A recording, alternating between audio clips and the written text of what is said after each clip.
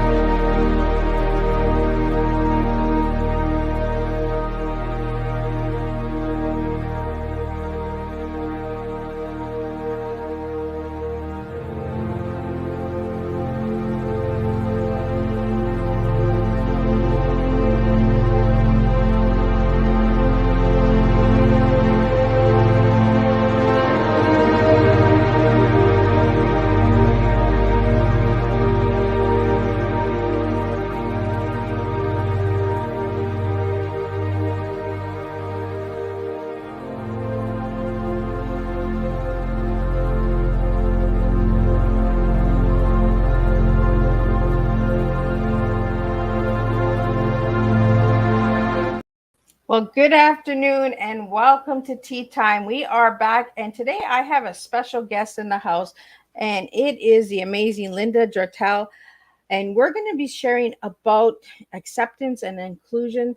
We're going to also bring some awareness to captions. If you don't see captions in StreamYard, we are working on getting captions into StreamYard. So we want StreamYard to pay attention. I do have a guest today who is working with the deaf community. She has lost hard of hearing. So we really want to open those doors up, and we want to push the envelope and get captions into StreamYard. If you're watching on the YouTube, let me know if the captions are coming on. Miss Liz always wants to know that I am representing my guests as best as I can. So before we get started, we're going to do the disclaimer, and we're going to do a little intro and bio of Linda, and then we're going to get Linda in here, and she's going to spill a different type of tea. We're going to do something a little different today. We're going to bring a different flow.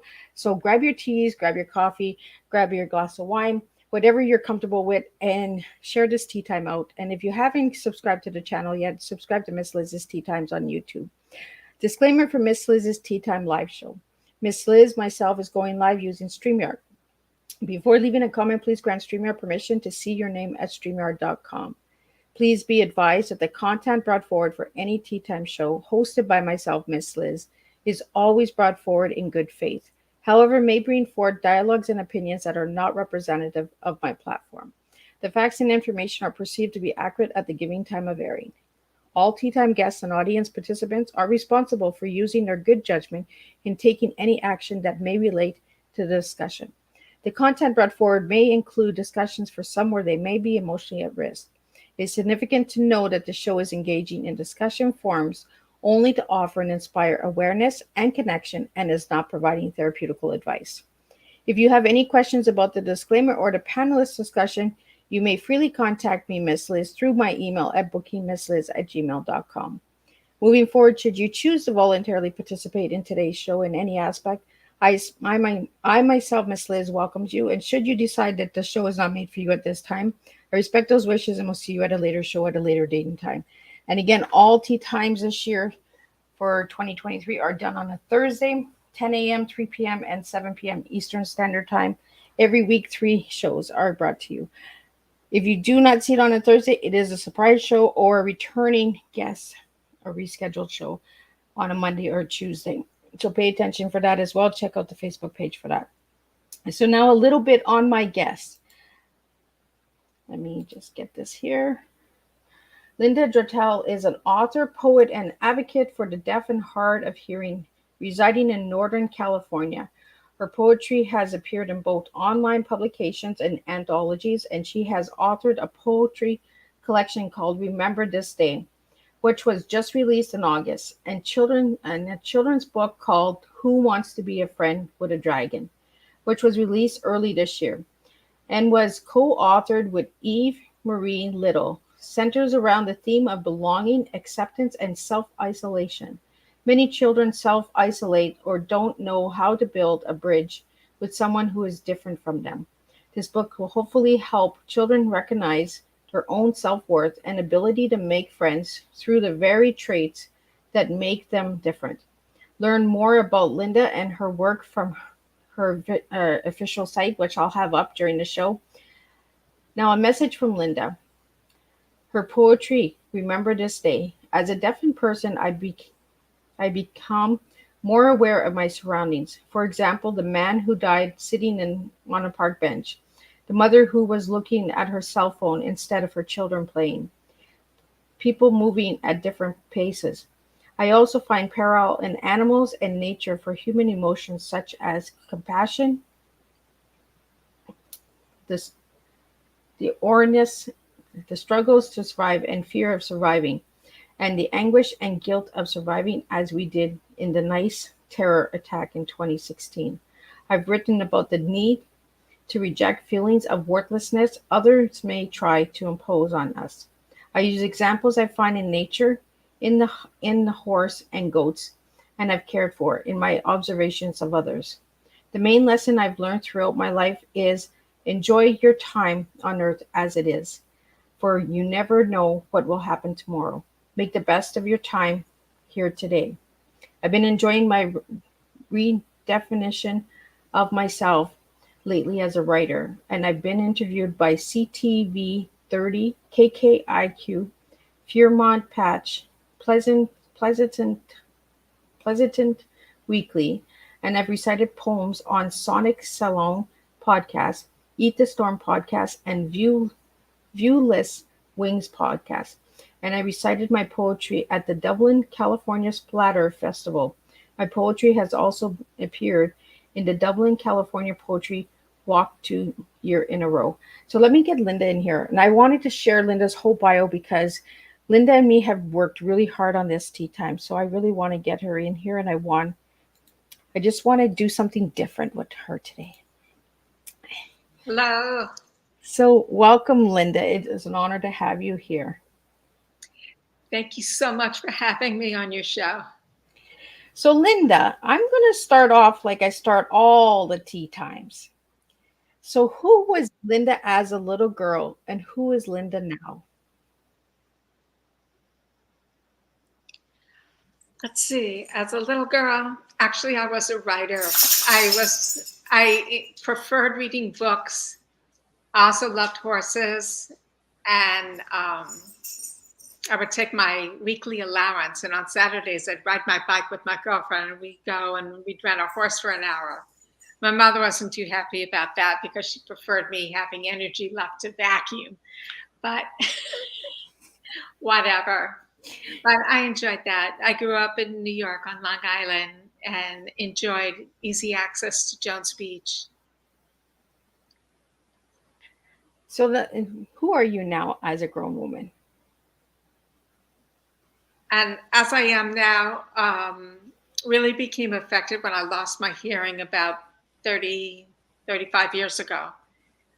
And it made me really see how people with different disabilities or differences, because people who don't have hearing don't feel like they're disabled. We just feel like we need communication in a different way. But it made me see how all of these groups are not treated with respect or equality in our society. And so it turned me into an advocate. And I've had a long process with that. I worked with the BART Accessibility Task Force for several years. And I was employed by the Deaf Counseling Advocacy and Referral Agency as an advocate and caseworker. And right now I am on the board of the California Communications Access Foundation and Ability Philanthropy's Central which is the philanthropy arm of the CCAF, to provide funding for organizations that need the help in providing access for people with disabilities.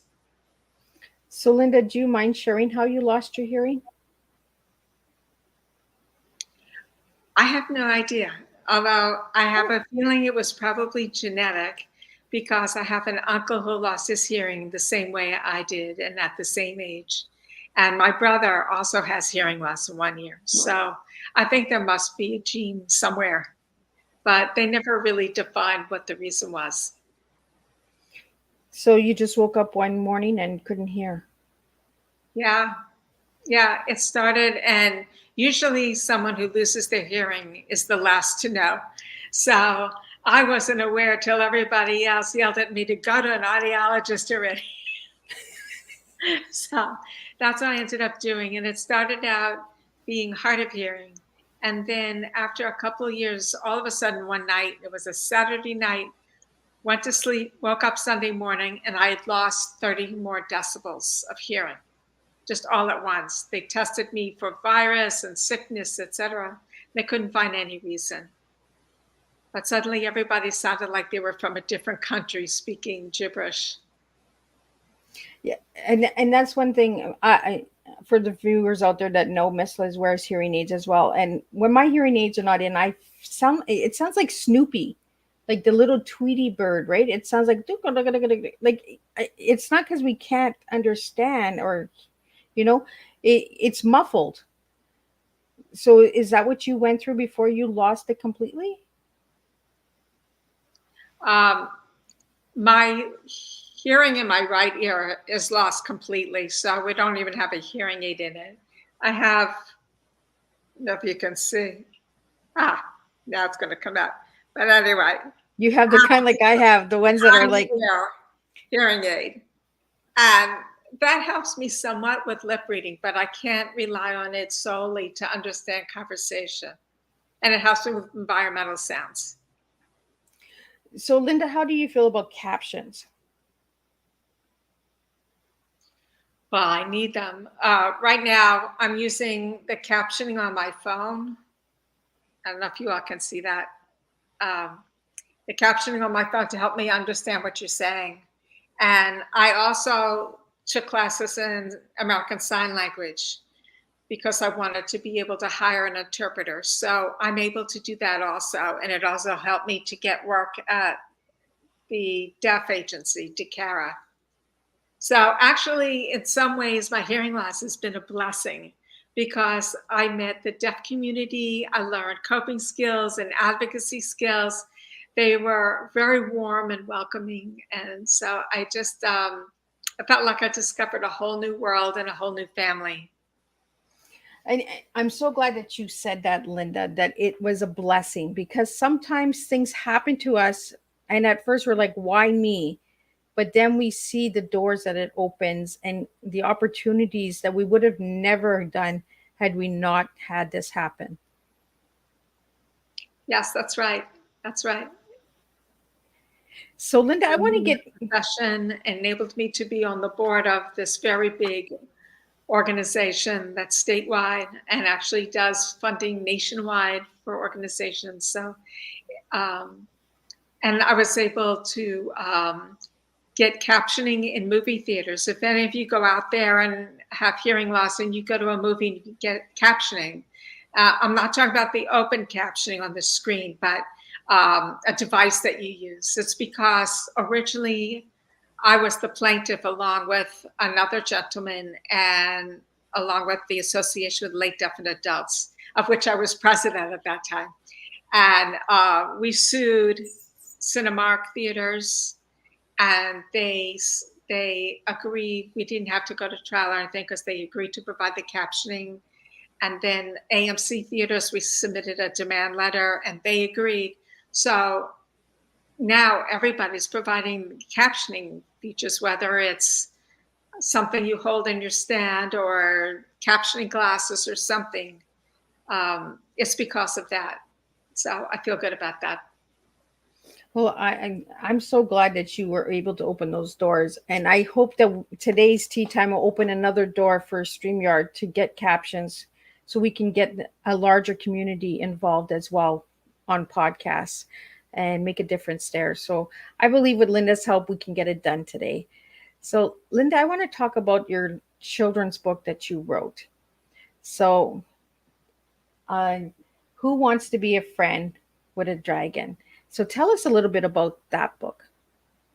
Who wants to be friends with a dragon? So what happened was, despite my hearing loss, I wanted, and I can't hear a thing, I wanted to learn Spanish. And I found a tutor in my neighborhood who was looking for someone to tutor. And she came to my home once a week, and she knew a little bit of sign language. And that was Eve Little, who ended up being my co-author for this book, because we would read children's stories together. Since I was having a hard time with conversations, she said, well, let's just read children's books, and you'll learn vocabulary that way. And then one day she just said, you know what, Linda, for homework, it's time that we write a children's story of our own. And so we started throwing ideas out back and forth about having a dragon, how he's different, and he's scary looking, and he's green, and he's big, and he blows fire. And so people are afraid of him. But then we started talking about, what does the dragon feel like? You know, he must feel really bad. He can't make friends. Everybody's afraid of him. And so he self-isolates. And at one point I said, you know what, Eve, hold on a second. That dragon is me. That dragon is me with my hearing loss, because people are afraid to approach me. They don't know how to include me. And then I'm afraid to go to parties. And so I stay home. So I said, that's me. And then Eve said, you know what? That dragon is me, because I'm half Mexican, half American, and I don't really fit properly in either group. And so she feels the same thing. And sometimes she self-isolates.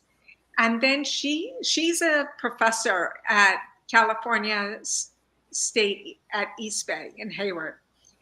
And one of her students, she was watching him and noticed that he's an artist. And she said, you know what, we've got to have him as our illustrator. He's amazing.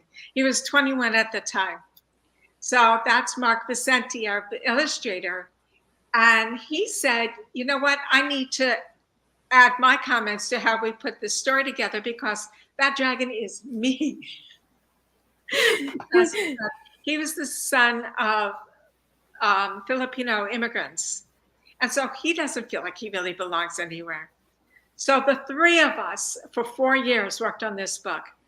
And it was just an amazing journey. We all felt really satisfied with the product at the end. And especially when we realized that anybody with any feeling different in any way, they're not tall enough, not smart enough, not athletic enough, whatever, would feel the same as the dragon. And hopefully this book will help them build bridges with other kids, and that kids will also build bridges with others they feel are different. And we have blurbs on the back of the book. There's one from Barry Sodan, the CEO of the California Communications Access Foundation. And I just want to read that quickly. He says, Who Wants to Be Friends with a Dragon is a wonderful story of acceptance and friendship. Self-isolation can be truly detrimental, both mentally and physically. This well-written, fabulously written book is a motivational story that I believe may help children recognize the insecurities and fear of being different, both in themselves and others, and to overcome those fears, to meet new people and make new friends.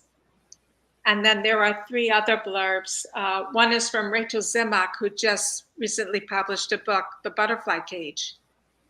This story is a vibrantly illustrated, upbeat story about the personal transformation of a dragon with low self-esteem to one who embraces his differentness. As a teacher of the deaf, I think this is a delightful way to share the idea of pride and taking risks with children who may not always do so. So Linda, you gave me some good news when we were doing our practice runs. the children's book is actually put into ALS, right? Oh, yes. It's been translated by the California School for the Deaf has translated this book into sign language, and that's available on, I think it's a YouTube program, but that's available to everybody. Awesome. That is awesome news. See what I mean? We open doors when we ask and when we reach out and when we say, can we try this? Can we do this? And we make that difference. And Linda, that's what you've done for me during the process of getting this tea time going is you've made a difference. You've made me open my eyes to things I would have never opened my eyes to had it not been that you asked me for them. So I want to thank you for that. Linda, I want to get into your T. So if I give you the TEA, what 3 words would you give me? For me, T would stand for temerity, which is nerve or audacity. And I feel like whenever we struggle against obstacles, that's what we need is temerity. The E is endurance, bearing hardships, staying power. Just keep pushing. Even if you hit failures every so often, just keep on going. Eventually you get the win. And A, acceptance. Acceptance of ourselves and acceptance of others. Acceptance of each of our strengths and our limitations. So I want to get into your one word. I asked you to give me one word to describe yourself, and you gave me the word honesty. So why that word, Linda? I chose honesty because it's a strength I found. When you are fighting for your rights, for inclusion, having an honest argument is very hard to combat against. Whereas someone who tries to deny you inclusion and uses false arguments, it's very easy to shove them up, and it's their downfall. And also, honesty feeds into my poetry and my writing because you have to write from an honest place in your heart, from your truth. You can't be representing someone else's truth. You have to represent yourself. And it can be straightforward or it can be through metaphor, but it's your truth. I like it because we come in a society where the truth really offends a lot of people. So we rather fake it than tell the truth, than to be honest. I think we need to just be honest, be ourselves, and accept that we are different and we bring something good to the table too. Yes. I have one poem that was published, excuse me, called The Who That You Are. And it says exactly that. You've got to get rid of the mask. You've got to get rid of the bluffing. Be who you are. And that's who you're meant to be. So Linda, I want to ask you if you read a few of your poems for us and to show us the books that you've been in. But let's start with getting some of your poems read today so people can hear your poems. And these are some of the poems that were selected by Linda that have been published. And I believe all of the poems you're going to read today, Linda, have been published. Yeah, this is the poetry collection, Remember This Day. And both of my books are available on Amazon, Barnes & Noble, bookstore.org, your local bookstores. They can all access it. So from Remember This Day, I have two.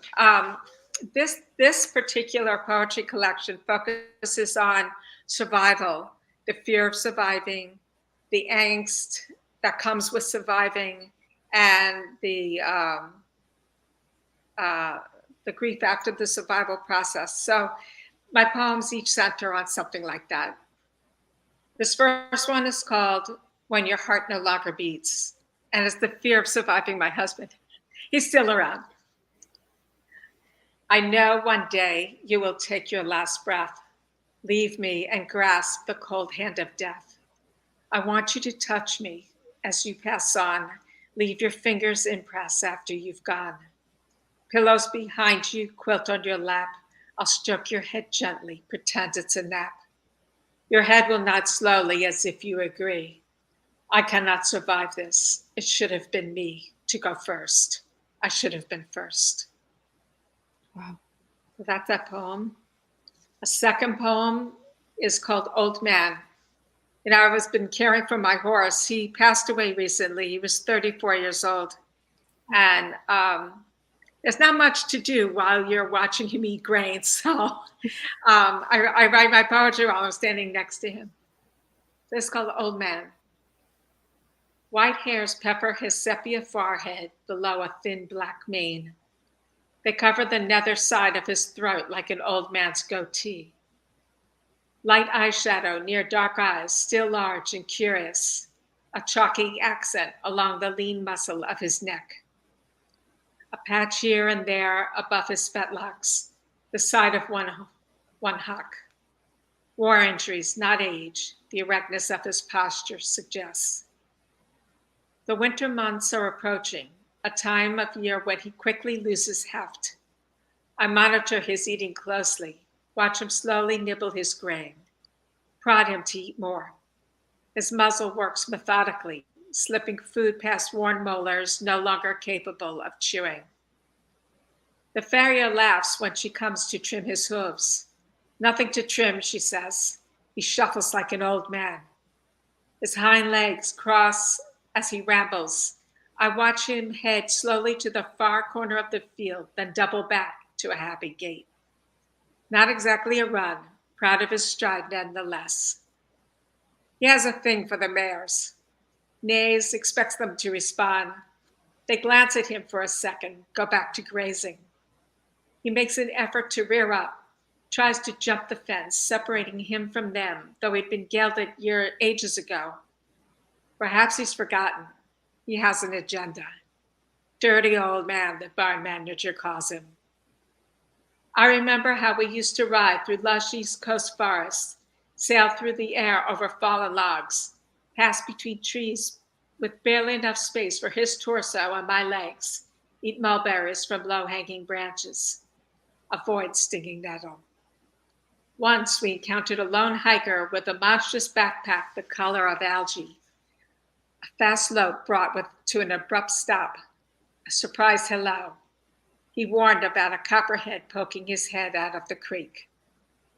I look at his frail legs and am reminded of the year he foundered, coffin bone twisted in the hoof, padded high-heeled horseshoes, special diet, minimal exercise. I remember the lightning complex fires, his evacuation, the helicopters, the pregnant cow escaping the stall next to his. I don't know how much longer I'll have him. Arthritis is rearing its own ugly head. Still, he shows off a feisty side, usually kept well hidden. Some have suggested I need to let him go. The winter will be very hard. Loss is a part of life. He looks up from his bucket of grain, gazes at me with kind eyes. A bit rusty, but I've still got it in me, he says. Give me a second. He presses his muzzle against my cheek, a kiss. Old age is nothing, he reassures me. So that's Old Man. And then the third one I was going to read is called Hunt.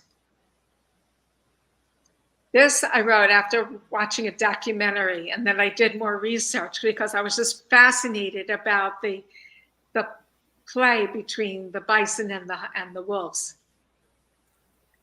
The wolves are hungry. They've been tracking for a while now over thick snow.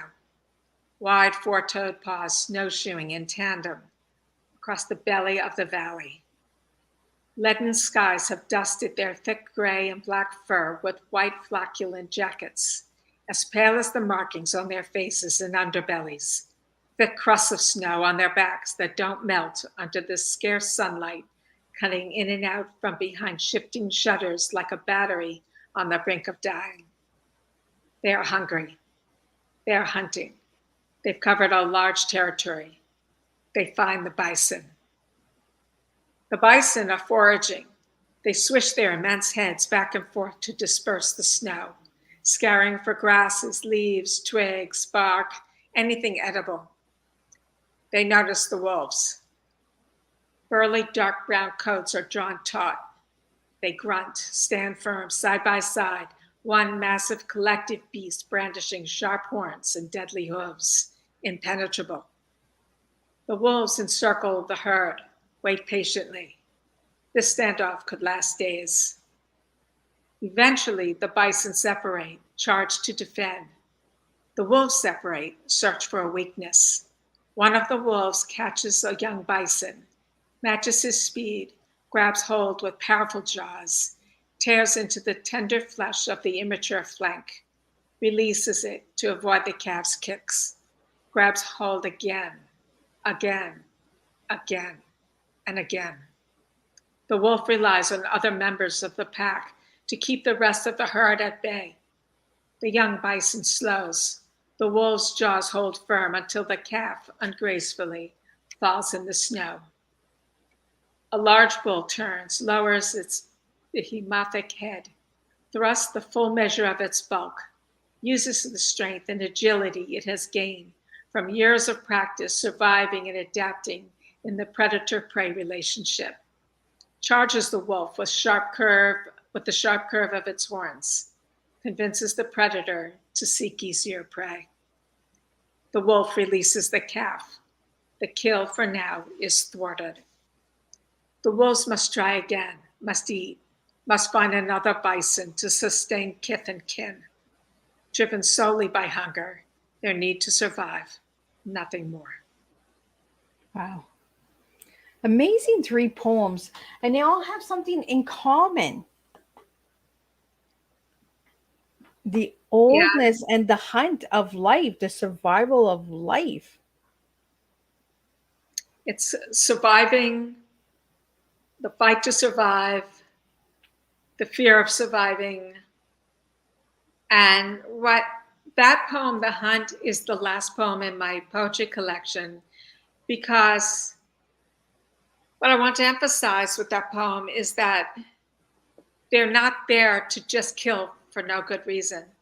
They're there to kill because they have to survive, and the bison have to fight because they have to survive. Nothing more. And that was important to me. So, Linda, what movie was it that got you to write that poem? It was a documentary. I think it might have been a National Geographic documentary, but I happened to see it, and I was sitting with my son and his family. He's married, and they were watching this, and I just went, "Oh my goodness, I just want to write about this." So, Linda, we have a question here. How old were you when you wrote your first poem? Well, my first poem, which is actually the first poem in this poetry collection, it's called The Torrent and the Tree. That's published now here, but I wrote it when I was 16. Wow. Yeah, my dad used to read poetry to me all the time, and he introduced me to Ogden Nash. So actually, and to a couple other poetry collections. But speaking of Ogden Nash, I have a new poetry collection that's going to come out next year.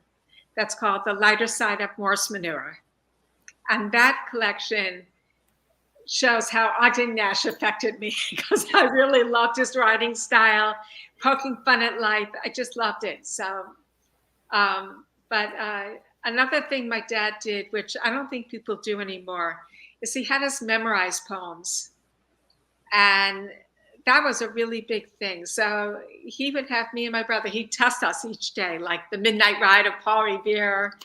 And there was a really fun poem called The Cremation of Sam McGee. That is a hysterical poem. And I still have the book, and it's falling apart because it's so old, but and Linda, I think that's really important, because we don't do that. We don't have that time to connect, to memorize poems, nursery rhymes, stories that our grandparents and great grandparents told us. we don't remember them anymore because we don't practice them. We don't, keep it going. Yeah, that's true. And the funny thing is, I met my husband, and I just mentioned to him recently about my dad having us memorize the Midnight Ride of Paul Revere. He had the same thing. He did the exact same poem, remembered it completely. And these are good memories to bring back, right? To your grandchildren and your children and say, when I was a child, I did this. This is what grandpa did with me. This is what grandma did with me. We have to keep those stories alive. And I think poetry really is a nice flow. It just feels like a nice cup of tea. Yes, and especially I think like this day and age, I think poetry is finally making a comeback because it's open to more styles, open to more voices that are diverse. But also, just what I like about poetry. You're in and you're out in a very short period of time. If you don't want to read that big, thick book, this is just like 1 page, 2 pages. And so I wanted my son, and I wanted especially, he has stepchildren. So I wanted my step grandson and step granddaughter to be immersed in poetry. So aside from sending them each a copy of this, the illustration on the inside, this illustration, I don't know if you can see it. Oh my goodness, yeah. It's a rose growing out of a garbage can. It's just as dystopian as the cover of a dried rose. My step grandson did that drawing for me for this poetry collection. Oh. And he's doing the book cover of my next poetry collection. Awesome. So Linda, we have a comment here. I'm just going to read it out to you. If Linda is looking for an animal species for inspiration, then she might check out the Australian musk duck that has a wattle. I'm not sure what a musk duck is. It's called a musk duck. How do you spell that? Muskduck. Oh, well, musk duck. Okay. I will check that out. And thank you so much for that comment. I appreciate that. And I appreciate you tuning in today on Teatime. We just never know what doors we're going to open when we have these tea times, or who's going to be listening and who has some advice for us as well as the guest and host, right? I've never heard of a musk duck, so I'm going to be looking up that. But Linda, you have a couple of books. I want to get those books out as well, some anthologies and that. And if you could read one of the poems from the book that I have is Field of Black Roses. If you could read your poem that's in that one. Well, the Field of Black Roses has that poem that I just read. Oh, okay. But I did want to show that I also play with form. So I have this poem, Compassion. And what made me think about that was each stanza was a scene. And in sign language, this is the scene, visualize, and then collapse, visualize and collapse. So that's what I did with each stanza. And then there was one that was about pigweed. Pigweed, this is the shape of a pigweed plant. Oh, I like how you did that, Linda. So that is really interesting. It in that form. So just to let you know. But yeah, I have so many. She's been busy, guys. And 2 large anthologies from Havoc, which is the Las Positas College anthology. So if you want, I could read a couple poems. They're very short from my future anthology, my Absolutely. future collection. Okay, so this is the Ogden Nash part of me that came out. First one's called The Water Trough. Owner's late, stale hay you ate, caught your tail on the pasture gate, need a chance to commiserate, take it to the water trough. Need to neigh, want to play, rather do nothing but laze all day, prefer pasture to stall come what may, take it to the water trough. Pass the time, escape the grime. Your aches tell you you're past your prime. Think doing nothing is not a crime? Take it to the water trough. We're all there, even the mayor, winning our hearts out without a care. But if you're sour, don't you dare take it to the water trough. There's that one. I like that one. I like the flow of that one. That one is almost like a little dance. Yeah. Next one is called At the Farm, Far from the Barn. The manure pile, if stood a while, becomes a nourishing food. But used too ripe can kill in one swipe one's garden and one's mood. I like that one. Short and sweet. And then there's I Imagine Him Saying Thank You, which actually is in this anthology from Las Positas College. It's called I Imagine Him Saying Thank You. My horse gave me a funny look today, as if he felt he just had to say, again you carry my manure away?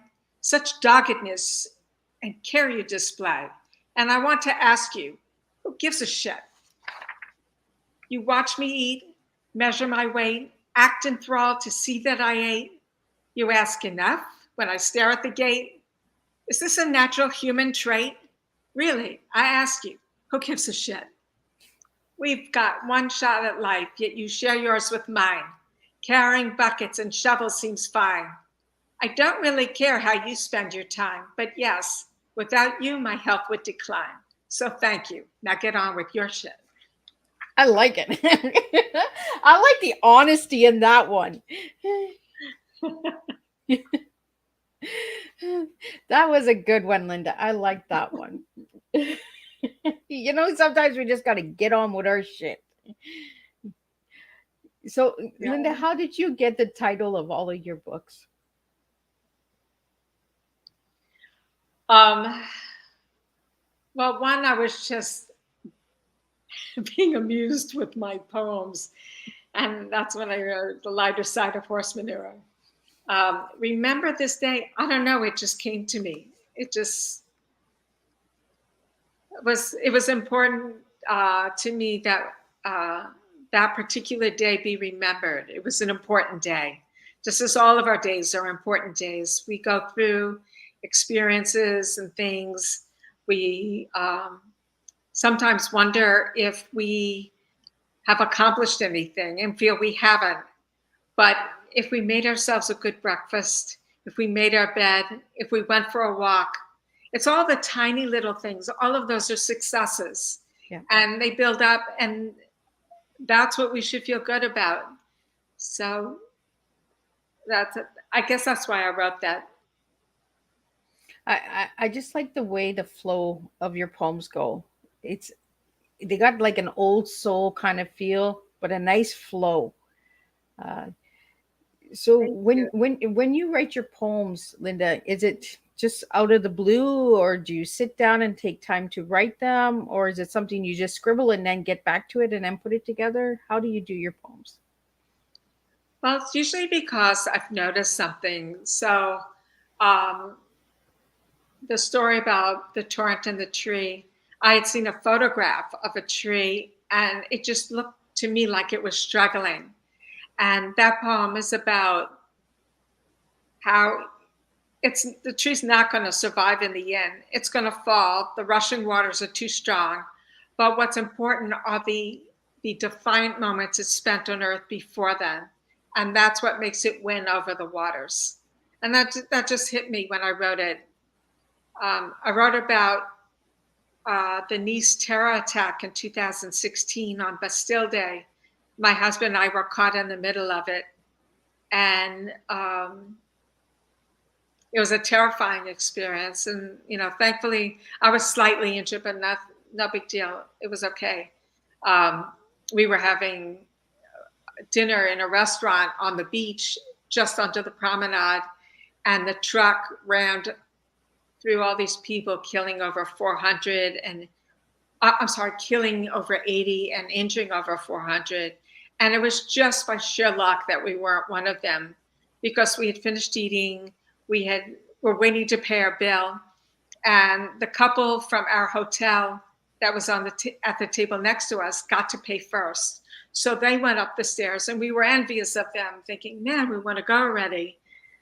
They got hurt from the truck. When we saw the husband later, he was covered in bandages. And I don't know where the wife was, and we didn't want to ask. But it was just a horrible, horrible experience. So I wrote about that, and we went to see a post-traumatic stress disorder specialist because we knew of 2 other people who had been through a terror attack. One of them had gone to a PTSD specialist, and one did not. And the one who did got over, just got over it. She healed. The other one never healed. To this day, she has problems. So I guess that's a major message of that poem, is just please reach out to the help that you need. It's nothing to be embarrassed about, and it can help you for the rest of your life. And then other poems I wrote were during COVID, when we had nothing to do. So I went for long runs in the park. And I noticed a lot of things as I was going on my runs. And so I jotted each one down as a poem. There was one in particular, a mother and her children. The children were just playing, and they were just so ecstatic and happy, and they were calling out to her, but she wasn't paying attention to them because she was focused on her phone. And you could just see the crushed feeling, and they had run toward her for a hug, and then they turned away. So I wrote about that. And then I used to live, I lived for 6 months in London because my husband was transferred there for our work. And we would go for walks in Paddington Park. And one day we passed by, and I realized the guy sitting on the bench had died. He was just sitting there, but it wasn't asleep, you could tell. And just at that moment, 2 police officers ran up to him, and one sat by his side while the other one went to get help. And I wrote a poem about that because there was so much feeling. The police officer being a brother to this guy, sitting next to him, arms touching, and just waiting as long as it would take for help to come. So I wrote about that too. A lot of your poems are based on life stories or life experiences, from what I'm getting. And I think those are the stronger poems that connect with people because they speak strong to the soul.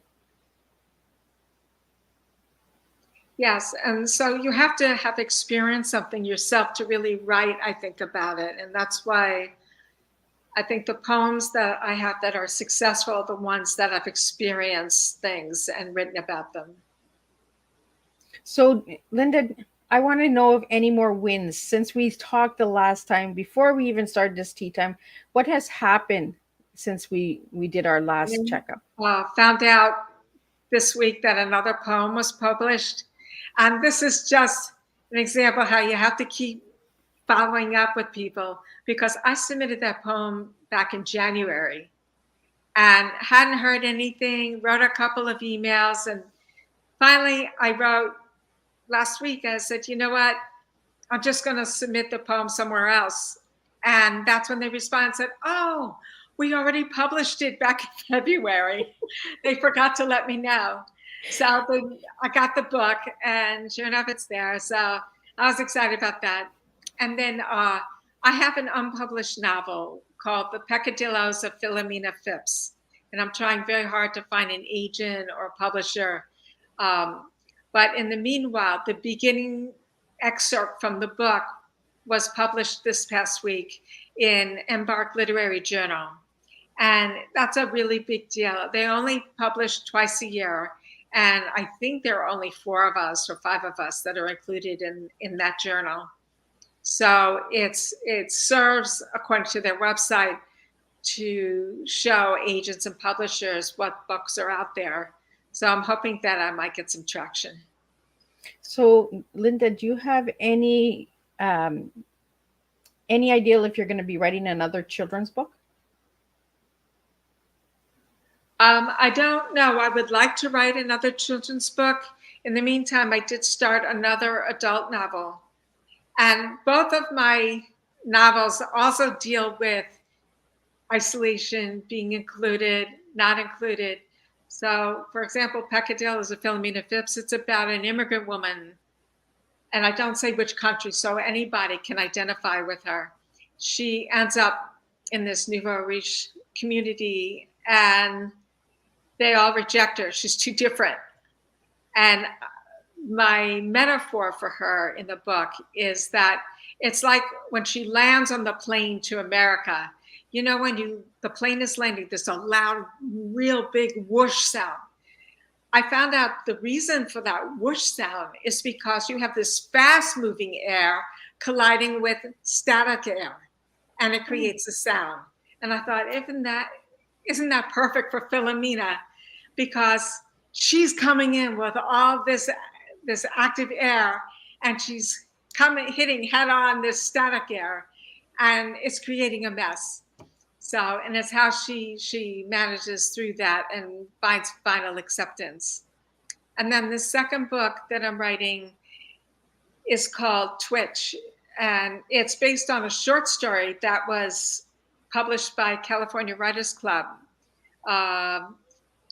where I pick one physical trait, and bunions in this case, and the people who have bunions are rejected by the rest of society. And the part of the problem is that there's not enough food to go around. There's the droughts, there are the fires, and they're trying to figure out how to sustain life. And they decide some of us have to go.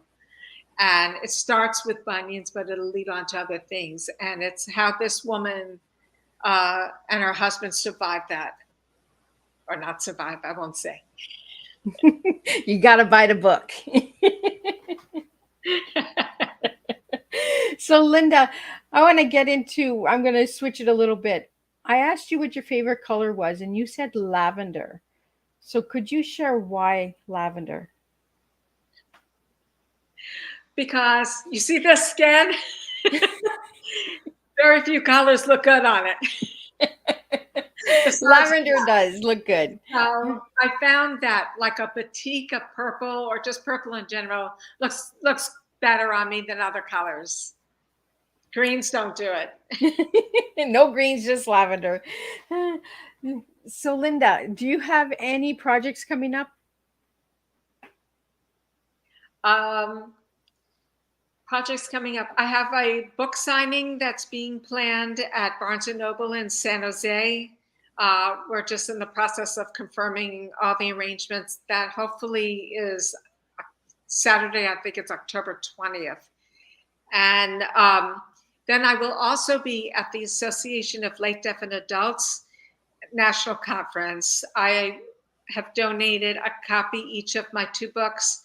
And also I will have a table there to sell my books for anyone happens to be there. And it's in Austin, Texas. Come in. I think the exhibitor hall is free. Don't quote me on that, though. I'm not sure. But I'll be there with my books. So, Linda, before we wrap up, I want to get you to read a little bit from Who Wants to Be a Friend with a Dragon?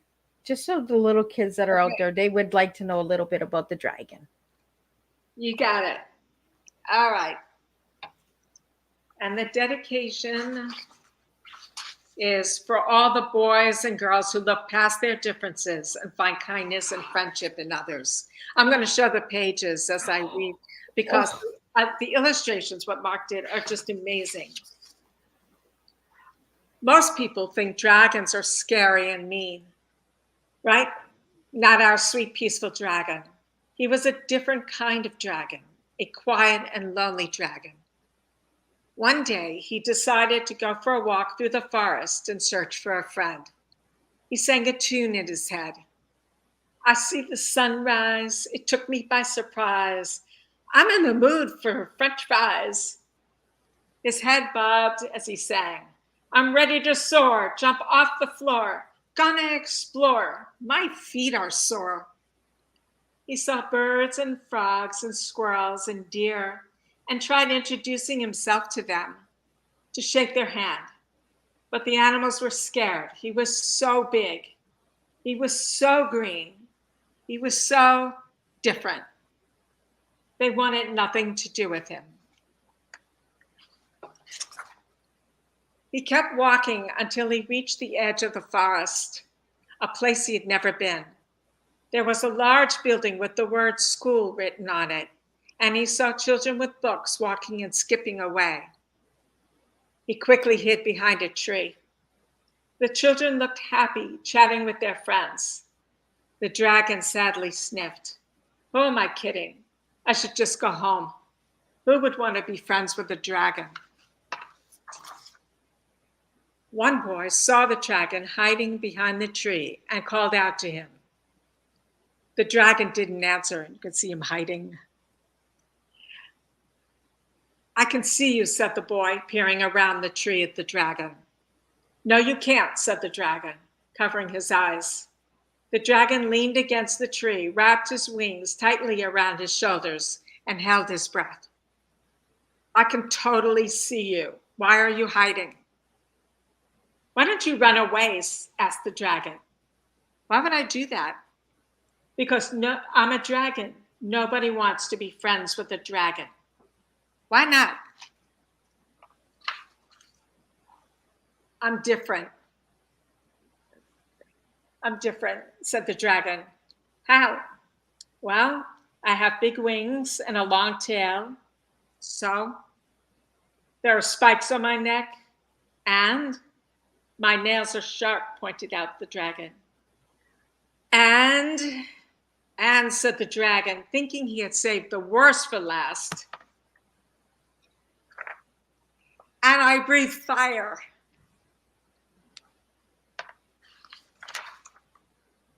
Well, my mom says I have real bad breath too, said the boy, stepping through the brand new burnt hole in the fence. Want to play a game? What kind of game? How about a rhyming game? Asked the boy. Okay, you start. The boy climbed the dragon's tail and shouted, You're mysterious. The dragon smiled nervously and responded, You're hilarious. The boy laughed. You're ferocious. The dragon tilted his head back. I'm delirious. The boy slid down the dragon's back. I broke one of your scales. Don't be furious. Are you serious? Yeah, sorry about that. Should I keep reading? Sure. A couple more pages. We still got a couple minutes here. I'm enjoying the story. My viewers are enjoying it too. Okay. Can I see you tomorrow? Same place? Asked the boy. The dragon didn't really think the boy would come by again, but went ahead and agreed. I guess so. Same place, same space. Next time, don't hide your face, the boy called as he left. As time passed, the boy began to visit the dragon every day after school. They played all sorts of games, and the dragon looked forward to seeing the boy. So it just shows all the things that they do. One day, the boy handed the dragon an envelope. My birthday is tomorrow. Please come to my party. Tomorrow? No. Why not? I have an appointment. With the dentist? No. The doctor? No. Then why won't you come? The dragon sighed, because everyone will be afraid of me. You have to come because I invited all of my friends, said the boy. Plus, don't worry, you're nice. Everyone will like you. The dragon's eyes got very big and he held his breath. Wait, am I your friend? Of course you are. The address is in the invitation. See you tomorrow afternoon at 2 o'clock. As the boy walked away, the dragon held his shoulders back, straightened his posture, raised his chin, and smiled. I have a friend. Then his shoulders collapsed and he sighed. This is going to be a disaster. And we're going to let you goes on where he goes to the party and he finds that everything he has, his sharp nails, his long tail, his ability to fly, his wings, his ability to blow fire, all works really well. Well, kind of, sort of. I think I it's asked them to really, borrow I think candles. it's really, the illustrating is really nice. It's really fun playing. And we gave you enough that you can go out and grab yourself a copy. Christmas time is coming. Grab one for your grandchildren or your children and do story time. Let's bring some story time back. And again, Linda, I want you to keep shining, keep being you. And you just never know what doors will open. So again, I want to thank everybody for tuning in on Tea Time today. Linda, thank you so much for sitting and sharing with me, reading some of your poetry, reading some of the book. I really appreciate that.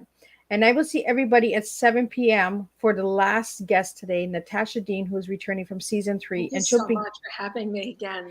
oh, not a problem. And we'll be talking about children's writing. So today has just been about children, inclusive acceptance, multicultural, and just connecting. Let's connect with one child at a time, one story at a time, and one person at a time. And let's just keep serving tea. Until then, I will see everybody at 7 p.m. And thank you to all of the viewers and listeners who tuned in today. Thank you.